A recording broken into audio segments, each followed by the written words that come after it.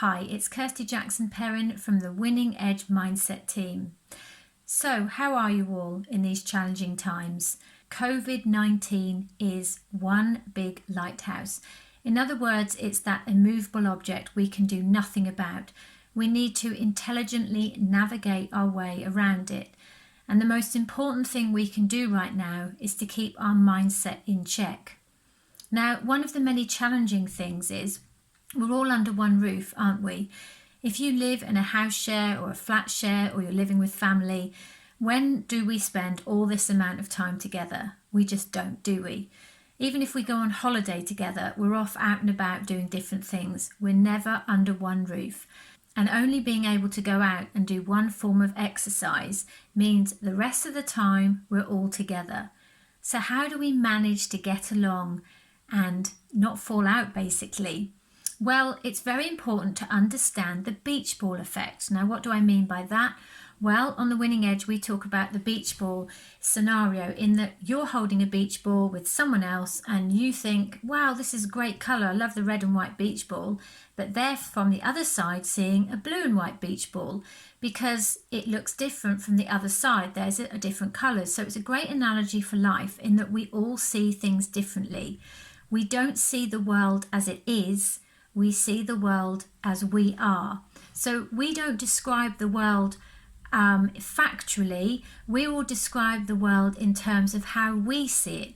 So, for example, if I said to somebody, can you give me top 10 things to go and do in London? Their list is going to be very different to the next person I ask, perchance.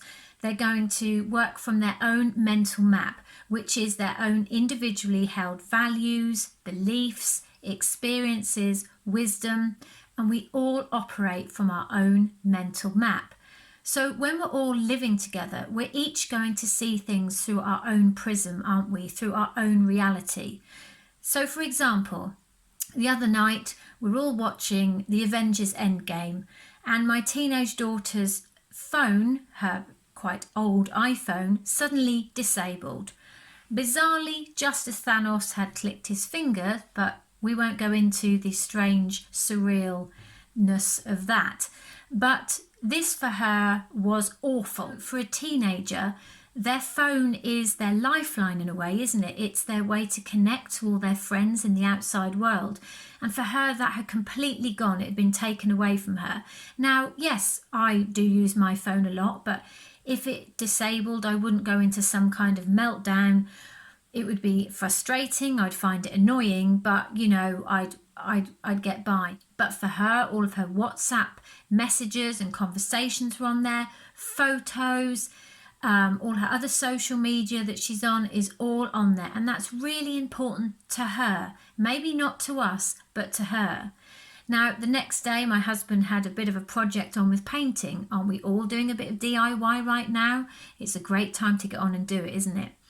Now, he wanted to get on and do this, but my daughter desperately wanted him to sort her phone out, and it meant very, very long conversations with Apple support. But for her, that was more important. That was paramount, much more important than the painting. My husband wanted to get the painting done. I wanted my husband to get the painting done because I was busy doing something else on my list of things to achieve. But looking at it from my daughter's point of view, from the other side of the beach ball to her side of the beach ball, this was really important for her and also helped with her, I would say, for her mental health, because like I say, it's her way of connecting to the outside world. As much as we all get on, she needs that connection with her friends. So rather than be dismissive, oh, never mind, it'll be all right, we'll sort it out in a day or two, let me finish this.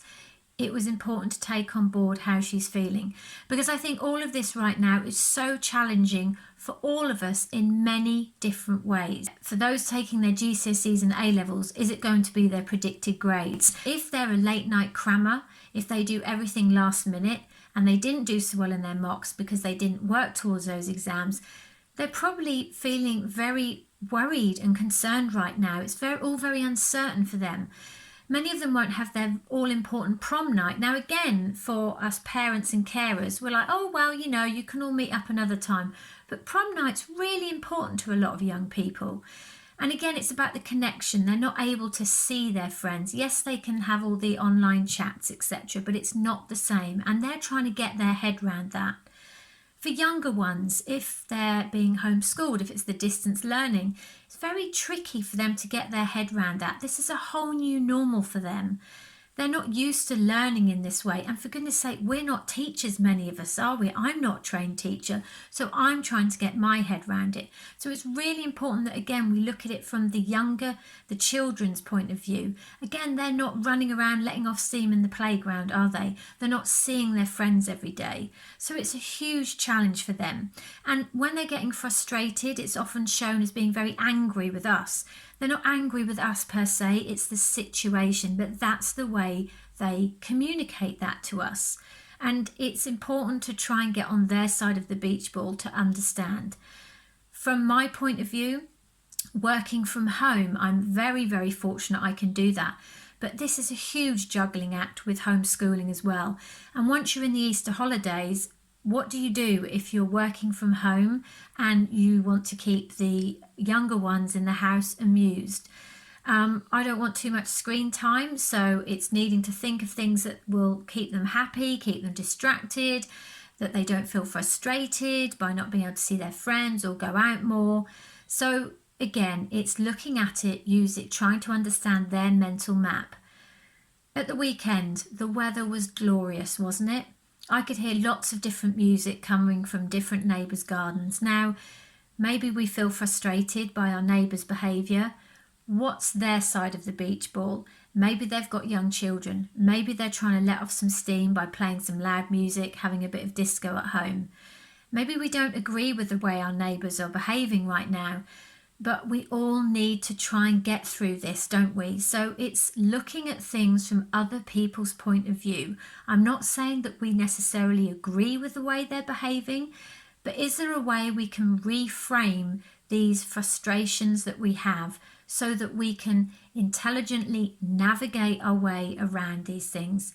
Because we can't appreciate or like what everyone does, but we're going to be in this situation for a few more weeks now, and for our sanity to remain intact, it's so important that we keep our mindset in check.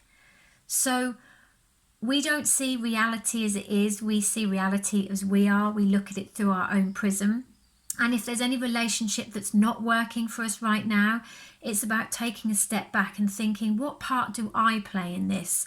Why are we not getting on? Maybe it's someone outside our home. Maybe it's a parent and we're busy in our hubbub of trying to get along in our own house, but we're not appreciating how isolated they feel. And maybe we think a phone call once a week is enough.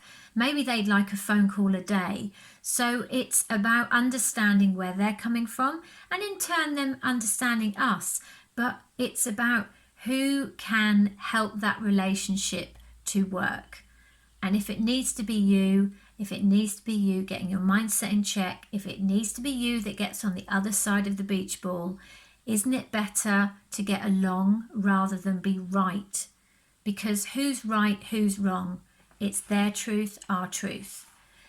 These are challenging and uncertain times, and before we ask to be understood, first we seek to understand. That's by the brilliant Stephen Covey. So rather than all the time wondering, why don't they get me? Why aren't they understanding why I'm feeling frustrated and angry? Think about it from their point of view. It's so important right now, because the one thing that's going to get us through this is our mindset. And it's not what we think about, it's the way we think about what we're thinking about. Please stay safe, stay sane, and when you can, please stay at home, and thank you for watching. Bye-bye.